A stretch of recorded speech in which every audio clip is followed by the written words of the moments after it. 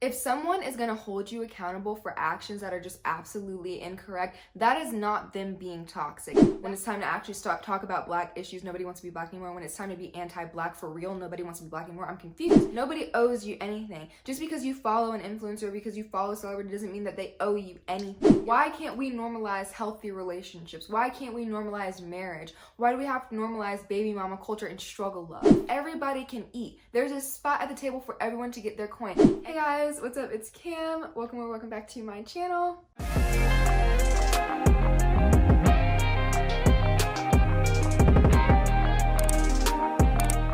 Alright, so in today's video, we are going to be talking about why I believe this generation is brainwashed. Absolutely brainwashed. And before we get into this video, first off, I want to say thank you so much. We have officially surpassed 1,000 subscribers. It's really crazy. It's absolutely insane. So if you are here and you are a new subscriber, thank you so much for deciding to come hang out with me whenever I post videos and stuff like that. I'm so happy that you're here and I cannot wait to make content for us to enjoy together. Also, another thing I want to say before I get into this video, I would love to do a Q&A. A lot of people are new here, like just subscribed to my channel within the last week or two. I want to go ahead and just do a Q&A. So if you have any questions that you would like to ask me or anything you want to know about me, comment them down below. And before we get into this video, this is the last thing I promise. If you have not already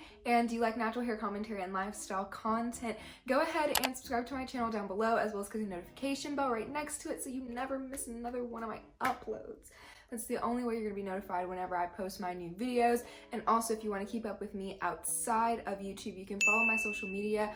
Links will be on the screen and down below. And also don't forget to like and comment and share all that good stuff. And yeah, without further ado, let's get into the video. Let's start with this whole idea of chasing the bag. I was reading this post on Instagram and it said, "My generation's obsession with having established careers before 25 has led to everyone being hyper-competitive, opportunistic, self-centered, and deeply insecure. I wish everyone would just relax a bit." And this got me thinking how she's right, but also how incredibly focused, hyper-focused this generation is with chasing the bag. I'm not gonna sit up here and say that I don't love to see, especially like Black people starting their own businesses and everybody has their own business and entrepreneurship and everybody's getting to their coin. I love to see it. I love to see it. But I think sometimes with chasing the bag, it can get a little bit out of hand, especially with the amount of pressure that is created around having to have everything in life figured out before a certain age so that you can get your bag. Like, I do not have to have 17 businesses, 15 stocks invested into 17 different lands.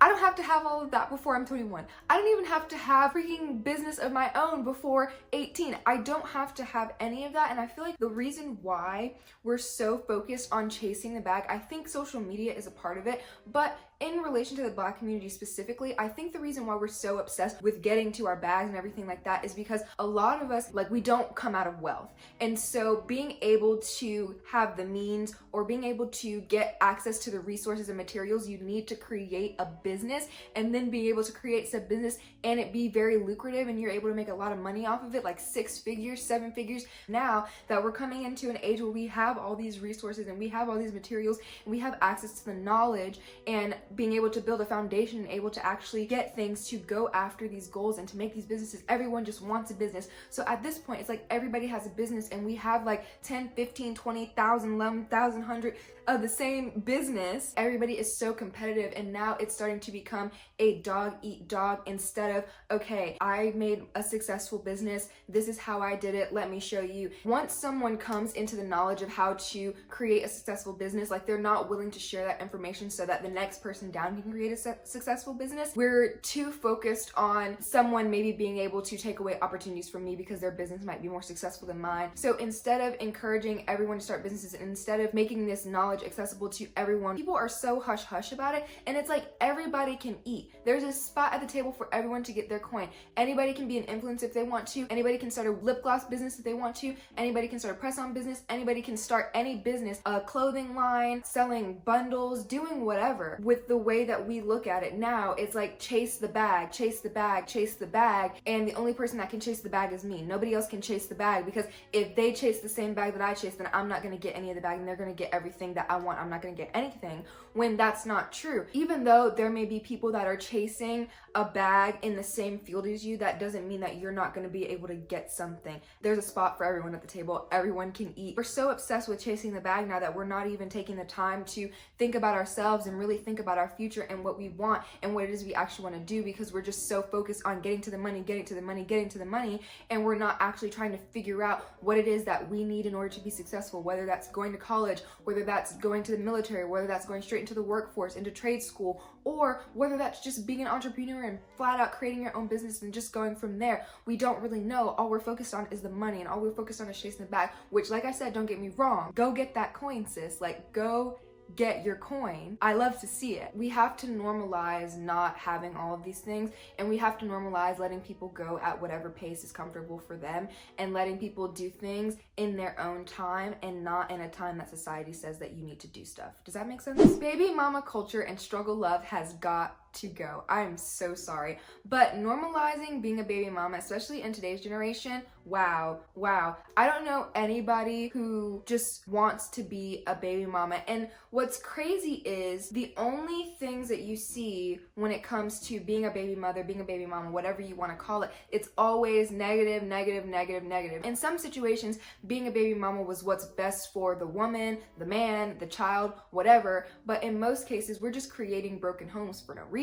What's crazy to me about this is a lot of people are talking about how having a child with someone is less of a commitment than marrying them first. And I just want someone to make that make sense. How is having a child with someone literally a lifetime commitment is less of a commitment than marrying someone? A lot of people love to use the excuse nowadays that marriage is too much of a commitment. But I'll have a child by you, I'll be a baby mama, and I'll be the 4th or the 5th or the 6th or the 7th or the 9th, 10th, 11th, 100th baby mama. We have normalized struggle love, which is another thing that I'm just like, why are we doing this? Why are we normalize going back to your man several times after he's committed domestic violence against you? Like, why are we normalizing that? Why are we normalizing continue going back to a man that has cheated on you, that is a serial cheater? Why do we normalize men just treating women poorly? Why do we do that? And not only men treating women poorly, but men treating women poorly, and then we stay with the men. Common sense would tell you that if a man is treating you not the right way or not well, that you would get up and you would walk away. And I will be the first person to say it. I think that Black men are the main perpetrators of they're the reason why baby mama culture exists. However, Black women have normalized it to the point where it's becoming more and more socially acceptable to be a baby mama. Why are you putting your kids through that? Why can't we normalize healthy relationships? Why can't we normalize marriage? Why do we have to normalize baby mama culture and struggle love? Why are we normalizing me going back to a man after he's talked down on me so many times and put his hands on me and won't stop? I cannot believe how many entitled people there are in this generation. The increase of people putting their lives out on the internet for other people to judge, people start to assume that they have a certain entitlement over someone else's life. Just because you posted this and you posted that, and maybe you don't want to share this, now I have an issue with it. One example I will bring up is when people have babies, like really popular influencers or celebrities have babies, and they don't necessarily want to show their babies on the internet when they're first born. People get really upset. They're like, well, you're not going to show us your kid, like you've shown us XYZ of your life, you've shown us all of this and all that, but you're not going to show your kid, like what's wrong with you?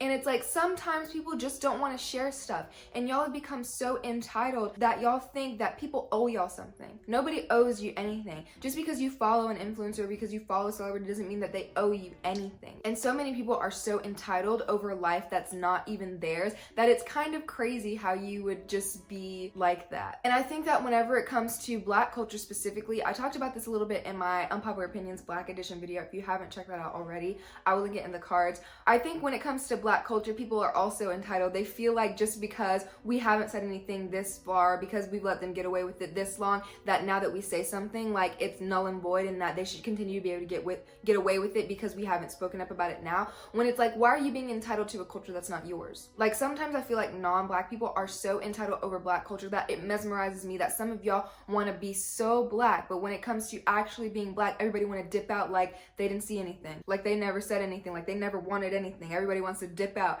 and return back to their natural form like it's nothing. And it's like, okay, well, you wanted to be so Black yesterday, but now when all these Black people are getting shot and killed and dead in the street in the broad daylight, nobody wants to be Black anymore. When it's time to actually talk about Black issues, nobody wants to be Black anymore. When it's time to be anti-Black for real, nobody wants to be Black anymore. I'm confused, because just yesterday you wanted to use all the AAVE, you wanted to say the N-word, you wanted to blackfish, you wanted to talk in a Black state, you was doing all of that. But then as soon as it's time to actually be Black, nobody wants to be Black anymore. I'm confused. How are you gonna be so entitled over a culture but not want to take in everything that comes with being in that said culture, that comes with representing that said culture? I just don't really understand how people on the internet love to be so entitled over things that are not theirs. Like, people owe you stuff. Like, nobody owes you anything. And I just want people to really understand, nobody owes you anything. I don't care if they're putting their life on the internet. I don't care if they're doing XYZ to where you feel like they owe you something. They don't owe you anything. And I'm sorry, but that's the truth.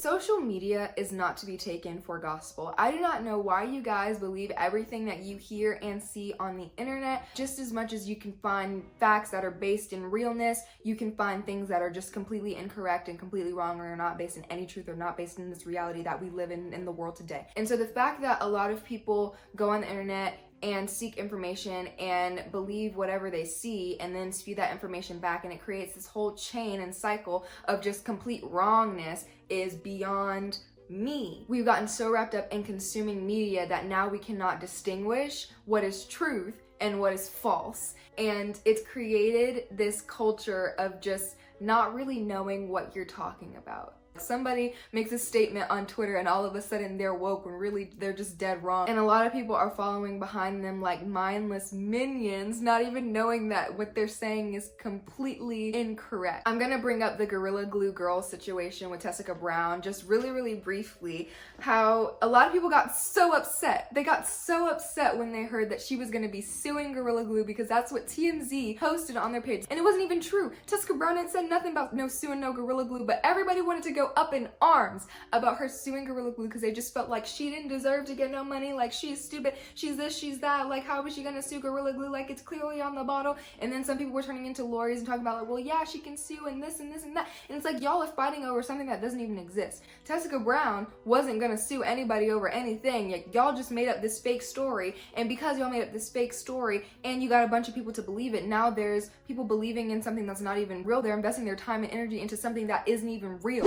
Influencers are not the end all be all. I want to make that really clear. I think we have put influencers on a pedestal, and now a lot of them feel like nothing they can do will ever bring shame onto their names. Nothing they can do will ever make them fall from this glory and from this grace. We look at influencers as being like these people that are more than what we are, that are of a closer proximity to celebrity that we'll ever get. We put them on pedestals, and we have started to begin to idolize these influencers for the lives that they live and the things that they have, that we aren't able to actually realize that these influencers are literally just people just like us, just like celebrities. We haven't been able to realize that these influencers are humans, they make mistakes, they're just like us, and they're never going to be perfect. I think sometimes we hold influencers to unrealistic standards, forgetting that they have feelings and forgetting that they are just normal people who make content for the internet for people to consume for entertainment. If you expect them to put anything that's controversial above their check, they're not going to do it. And then at the end of the day, we still expect them to produce this content. If you want to treat them like a normal person, you have to kind of hold them accountable. If you don't hold them accountable, they're going to continue to do these things and then act like they can get away with everything, which is not always the case, because once you call them out or try to cancel them, then everybody wants to get mad. I think that trying to drag people, cancel people, flame people, roast people on the internet is really not conducive to anything that we're actually trying to do. And the only thing that it's doing is kind of holding something off instead of looking at the grander scheme of things. If they are going to make a conscious decision to influence people or to come into celebrity or to embrace fame and to be in the public eye, then they have to understand that people are going to critique them and criticize them and call them out on their BS whenever they see fit. When we cancel people, especially especially for doing god-awful things. Like Shane Dawson, Jeffree Star, we should have been canceled them because they've been doing terrible things. And there are so many other people that I feel like should really, really, really be held accountable for just doing terrible things. When people do minor things on the internet, like, they don't need to be dragged. Y'all find so much enjoyment, and y'all find, like sadists, like masochists, y'all find so much enjoyment in dragging people and blaming people and roasting people and canceling people. Like, I'm convinced that y'all just hate on people for no reason. If someone disagrees with you, if someone does something the way that you wouldn't have done it, our immediate instinct nowadays on the internet is to roast them, is to flame them, is to go after them, attack them, dox them, diss them, whatever. And it's like, why are we doing this? What is the point of doing this, especially if we're just going to allow this person to come back up in the media after 3 months or after 6 months or after 9 months or after a year? We try to do all these stuff to people and then they pop up 6 months later and it's like the effects of our canceling didn't work. Why are we canceling them to begin with? And what are the rules and the guidelines for canceling? And if we're going to cancel someone, can we actually cancel them instead of saying that we're going to cancel them and then allowing them to continue doing their nonsense and spewing their BS all over the internet 6 months, a year later? Like, come on now. Like, if we're gonna cancel someone, can we actually cancel them? Y'all are so toxic. And I'm gonna talk about the reason why I don't necessarily love, like, categorizing everything as being toxic. Now, I will admit, there are some behaviors that are just straight out of line, that are just so toxic. A lot of you guys confuse the actual definition of toxicity, and I think you'll have just a very skewed perception on what being toxic actually is. If someone is going to hold you accountable for actions that are just absolutely incorrect, that is not them being toxic. That is them holding you accountable, and that is you being upset because they are holding you accountable. That is not being toxic. We're so quick to say that someone is being toxic just because we're upset that we're in the hot seat, that we love to just scream toxic, toxic, toxic, when it's like, no, you were wrong and now you need to be held accountable for your actions. I'm not being toxic, I'm just being real and I'm just telling you how it is. Not everything is toxic. Like, have we ever sat down and thought and considered that not everything is toxic? And that maybe we're just making everything toxic because we don't really want to be held accountable for our actions. Like, you can't just blame everything on a toxicity. You have to really be honest about what's toxic and what's not toxic. And being held accountable is not toxic. Let's normalize using toxic in its correct context and stop using it just because something's happening that you don't necessarily agree with. So yeah, guys, that is it for this video. I hope you enjoyed it. If you have any other reasons why you feel like this generation is brainwashed, comment them down below. And also, don't forget to comment down below your questions for the Q&A. It's gonna be so fun. I'm so excited to do it. So I wanna know what you guys wanna know from me so I can answer that for you, you know? If you like this video and you like natural hair commentary and lifestyle, go ahead and subscribe down below, as well as click the notification bell right next to it so you never miss another one of my videos. It's the only way you're gonna know when I post my videos. And also, if you wanna keep up with me outside of YouTube, my social media links will be on the screen and down below. And yes, that is it for this video. Thank you guys so much again for 1,000 subscribers. I'm happy that you guys are here ready to hang out with me every time I post. You know, welcome to the chan. And I will see you guys in my next video. Bye.